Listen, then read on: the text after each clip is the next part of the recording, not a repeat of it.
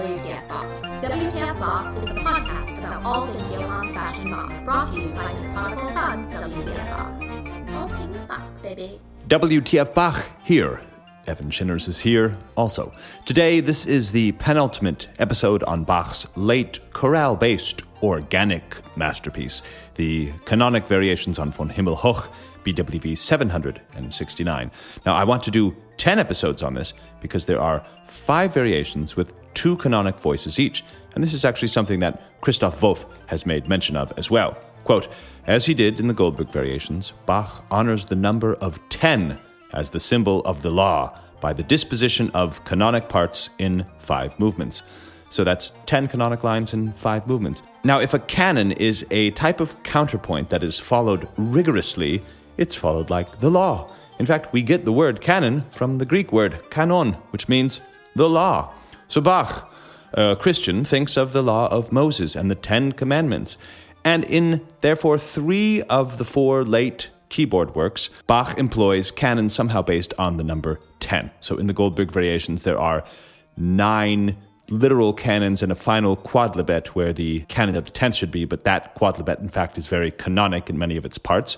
The musical offering has 10 canons embedded within the score. And with this knowledge, you may perhaps recall an episode where I tore apart a book of faux scholarship wherein the author thought that Bach had included 10 canons there to warn King Frederick about being moralist and a sinner.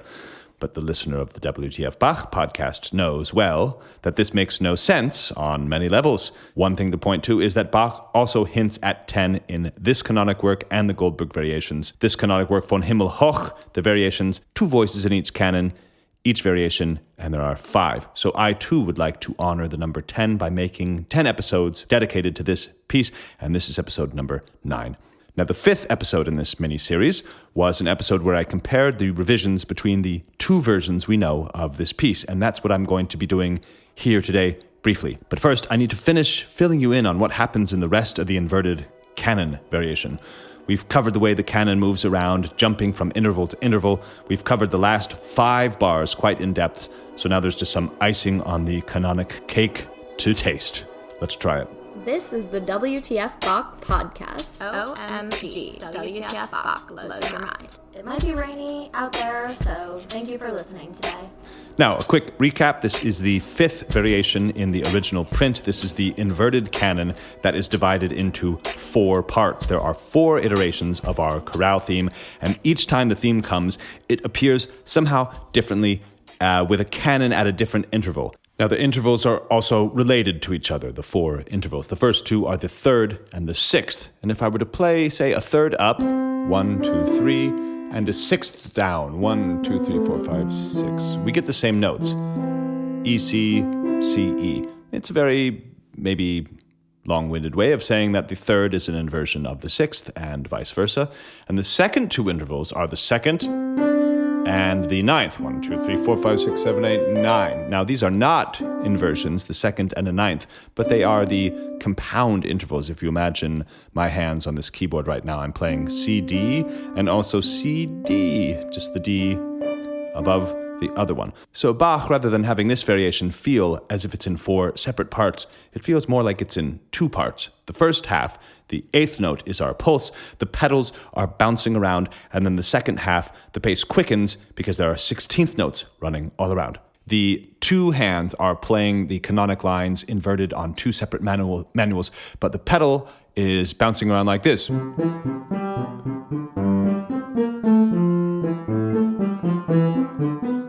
This is either the joy or the dread of the organist, depending on, I suppose, how loose your hips are feeling. But yes, a very active pedal line for the first time in these variations. So now I'm going to play the 2 manual lines in your right and left speaker, panned, but you'll hear this very active pedal line in both your speakers, sort of grounding things down, giving us this energy, this pulse. Boom, boom, boom, boom. Here we go.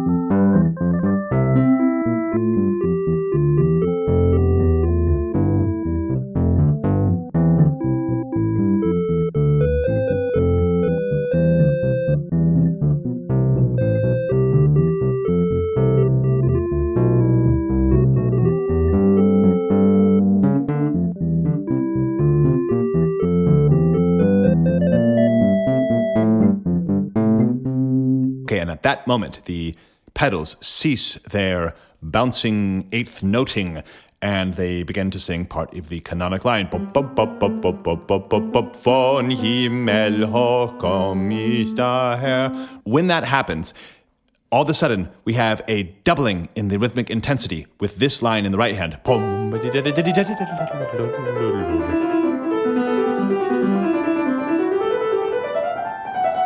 Yeah, you'll forgive my wrong notes because I've actually never heard the piece go at this tempo, but we must be covering it in this tempo. Right, so those are 2 of the 4 lines in question. This chorale melody will come in inversion, as we saw 2 episodes again. And there is actually a 4th part to this counterpoint, which is... What is that? I don't know. It's there's nothing thematic about it. I guess we'll call it the mayonnaise line because it's sort of like mayonnaise. It's on the sandwich. You're maybe not tasting it, but you are noticing when it's absent. So we've got the 16th note line, the 2 canonic lines, and we've got our piece of mayonnaise.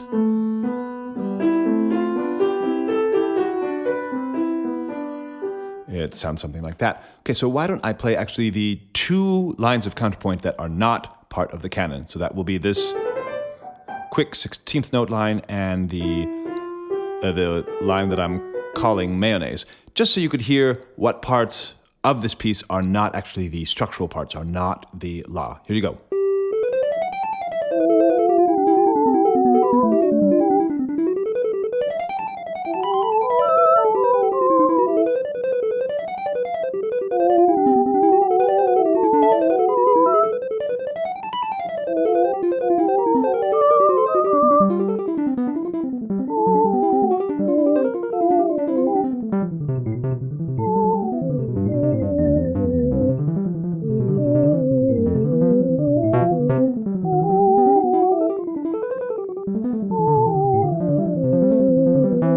Those are the 2 contrapuntal lines that are not the canon in inversion, right? So we've got the 2 canonic lines played somewhere else in the texture, and these are the 2 lines that are floating around. And you saw that weaving in and out of that fast 16th note texture was that line that I've called the mayonnaise line, and I probably should have come up with a better name, but you saw how many notes, in fact, that line played, and how active, and therefore how missing it would feel were we not to play it.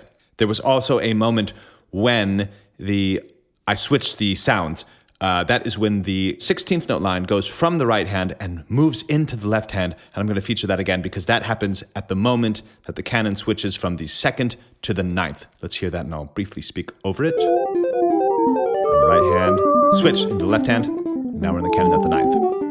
Okay, so what I'm going to do here is now play the Helmut Walche recording of the 5th variation in full because we haven't done that. And I'm just going to highlight the structure, what's going on, where the canon at the 3rd starts, where the canon at the 6th starts, canon at the 2nd, canon at the 9th, and then the last 5 bars, which were covered in the last episode. And that will be the first part of this episode, and then we'll do a brief part where I discuss the revisions between the 2 versions. Here we go. Here's Helmut Walche.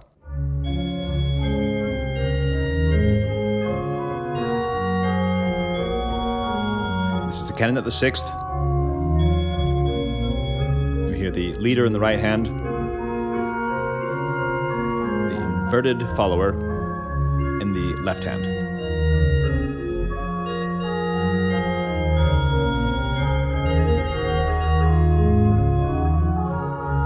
And the 8th notes, Helmut's feet walking. Now we switch to the canon of the 3rd. The right hand is now inverted. The left hand is not.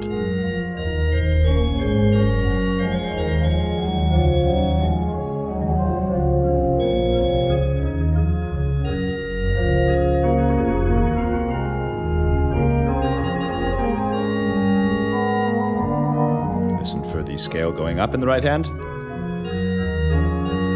the scale going down in the left hand. boom, canon at the second, and now, fast line.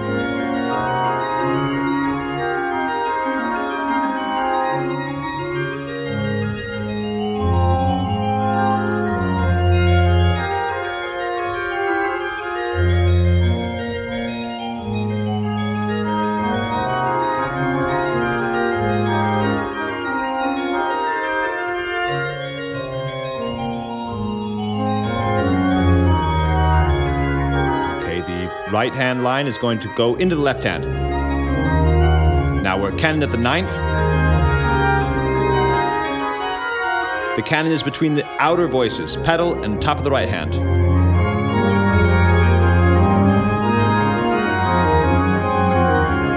That quick 16th note line is in the middle of the texture.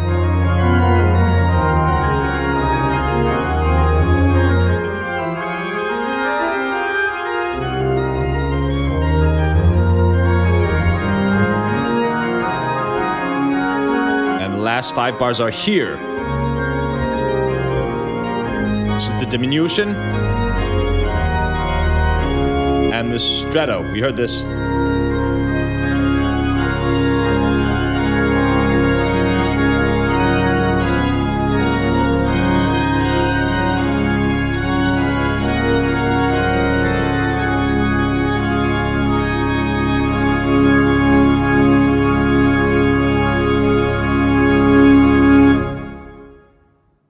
Right on, Mr. Valcha. Thank you for your contribution to this wonderful world of Bach. That's the blind organist from Leipzig. Unbelievable. That is the fifth variation, albeit we've covered the technical parts of that last variation in the previous 2 episodes. This is the rest of it. So now you've heard officially every note in the fifth variation. So let's go on to something more scholarly. As much as I want to make this podcast the place for you to come for your introduction to the world of Bach or to broaden your perspectives on Bach, I also really aim to make this a place where, say, a student writing a thesis could come and look at some of these very technical aspects of the composition. And so these revisions that I'm about to show you hopefully are a nice mix of highly technical work, and yet they give you a good sense of how, or perhaps why, a composer might revise his own work. In my mind, it's not quite clear which version Bach preferred, and there is a bit of confusion, I think, still surrounding the 2 versions. I'm going to take a stab at it at the final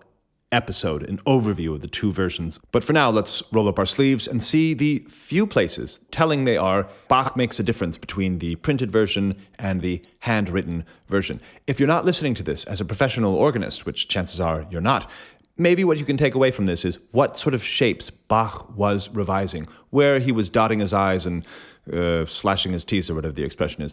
And maybe you could take something from that into your own music. There are 6 differences between the versions. That's what I came up with when preparing for this episode. Please, if I've missed some, let me know. But the first comes to us in bar 11. Here is the Stichfassung, the engraved version, top line.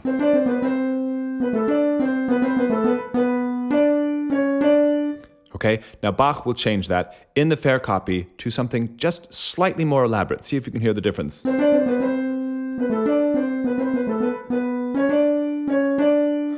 The difference comes in the second half of the bar. Here is the Stichfassung and the fair copy. So what he does is he ends up filling this jump. Stichfassung, fair copy. And that, to me, looks like a typical Bachian revision where he goes from less notes to more notes. Now, the important thing about this revision is that because that is the, I suppose we'll call it the voice that goes at normal speed, because there are 2 voices here, one going twice as slow and the other going at normal speed. The one going twice as slow will suddenly have to echo that. So instead of, it will play lower.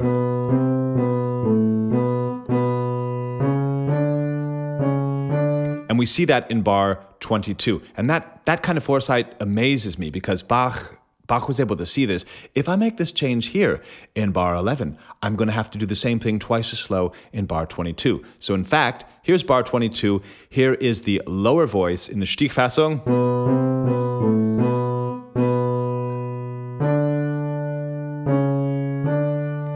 And bar 22 in the fair copy. And listen how much this changes.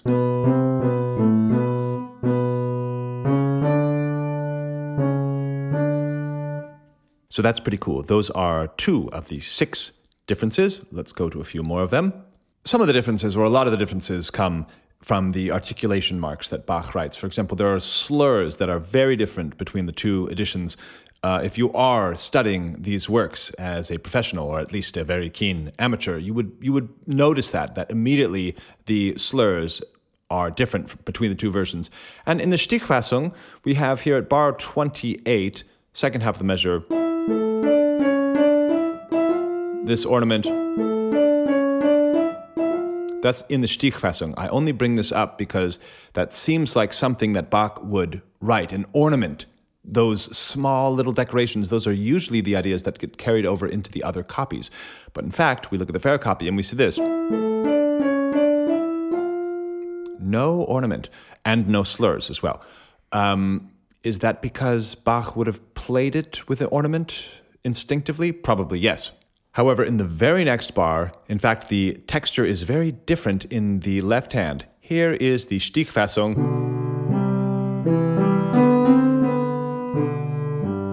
And I want you to keep your eye out for this, or keep your ear out for that, rather, because in the fair copy, it's in fact quite different. So here is the individual voice that's changed. That is the free voice. That is the voice that is not the chorale melody and not part of the canon. It is this in the Stichfassung. And in the fair copy. So in fact, much more plain, oddly enough, in the fair copy. Fair copy and engraving. And I would say those are about the only changes in this augmented variation. There is one more subtle one that is, again, this same ornament that is, again, oddly enough, in the engraving copy and not found in the fair copy. That's in bar 7 in the free voice that I just mentioned. The second half of bar 37 sounds like this. And Bach forgets the ornament, or doesn't forget the ornament, simply doesn't write it in the fair copy.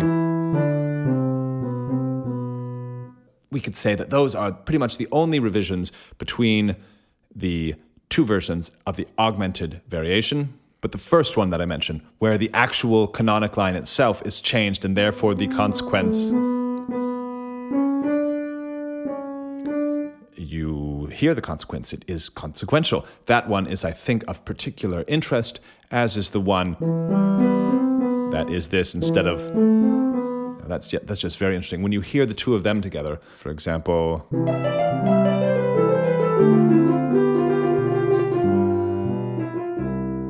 versus... I know I'm playing that sort of like a pianist, but... a big difference there if you're paying attention.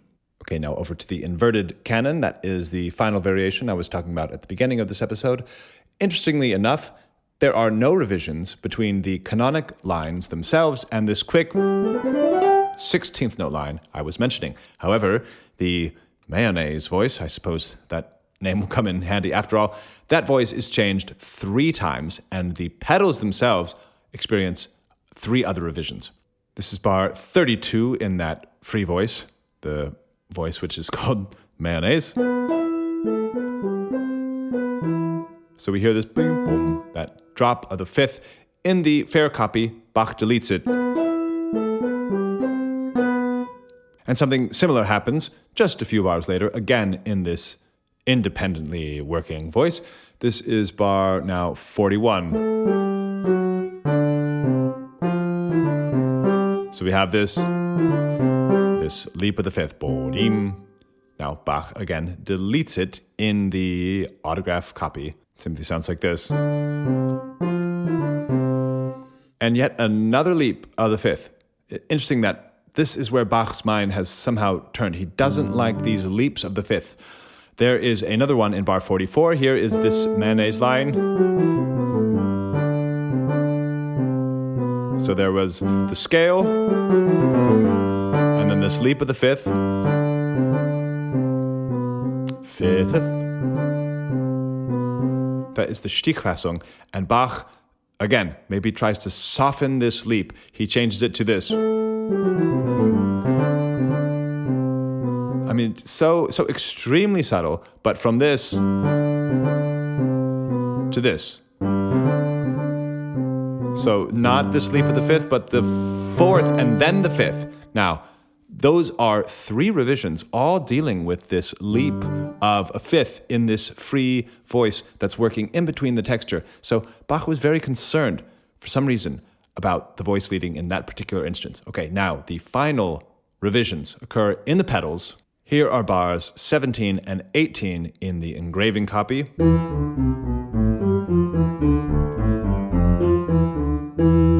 Okay, I'll do that one more time.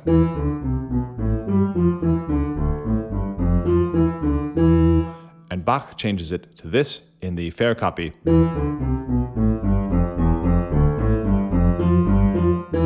So that is actually quite a considerable difference there. Bar 17, probably the most consequential. If I were to play all the parts together, it would sound like this in the Stichfassung.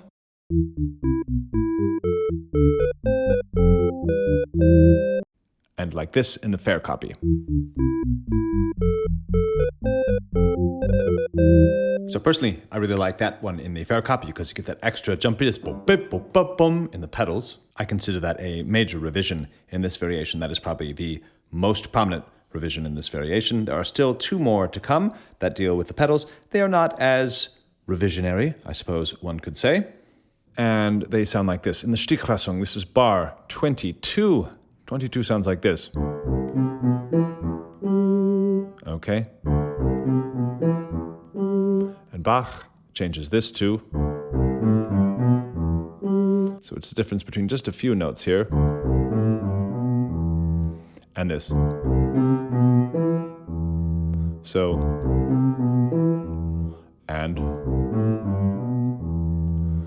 very interesting changes. If I play them together, we see how they are outlining the same harmony.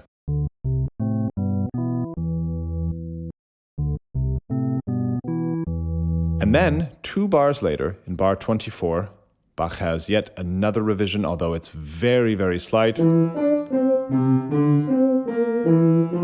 That is the engraving copy. Octave leap there. And in the fair copy, he does not do the octave leap, but instead is a 6th. So from this to this. Again, it's only a change of 1 note. He said, that makes more sense. Down, down, down, down, down, down, and not down, down, down, up. Okay, those are the differences between both versions. I notice we're over the 20-minute mark, but it's the next to last episode on these pieces. I want to get everything covered so we can move on. And if you're not finding these differences, these revisions useful or practical to your life, maybe we can agree that they are fascinating. For me, it is like detective work, and the changes come on different scales. There's, of course, the glaring change that one version goes variations 1, 2, 3, 4, 5, and the other goes 1, 2, 5, 3, 4. There are big differences, such as entire lines rewritten with different notes and different shapes. Then there are some small differences, like just changing 1 note in the pedals. And then there are really tiny differences, like one version has a slur over 4 notes and the other doesn't. But this comparison, beyond being a comparison of just details, it's an insight into the fact that Bach wasn't a deity. He had a process. He didn't create perfection in one go, but chiseled here, sanded there, and as you saw, sometimes used mayonnaise. Please subscribe to my Substack. It's free, and I think it's really the best way to consume this content because in today's episode, for example, I'm going to put the important revisions into the notes as images that are much easier to comprehend. And right now I haven't much to play for you in the way of these variations. We've listened to all 5 variations from the Helmut Walcha version. So here is a little electric version of variation 1 I made, and I honestly don't remember if I already played this for you when we covered the first variation, but it's only 87 seconds long, so that can't hurt, and it will remind you of where we started in this mini-series with variation 1, the canon at the octave, which, on some days, probably 4 days of the week, is actually my favorite variation. Thanks for listening. Stay tuned for the last episode